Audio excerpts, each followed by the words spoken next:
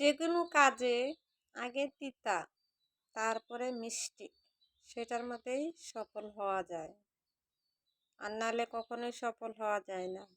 আমাদের নারীদের মধ্যে যখন যে কোনো একটা কষ্ট বা দুঃখ আসলে সহ্য ধৈর্য সব কিছু মানায় নিতে হয়।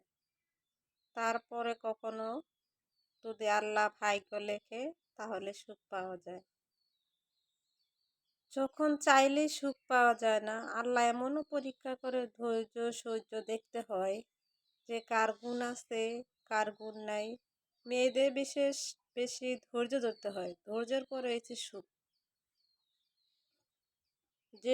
যে ধৈর্য ধরতে পারে সে সুখ পায়, যে ধৈর্য না ধরতে পারে সে কখনোই সুখ পায় না, সারা জীবন কষ্টেই থাকা যায়। যে কোনো জিনিস ধৈর্য ধরতে হয়।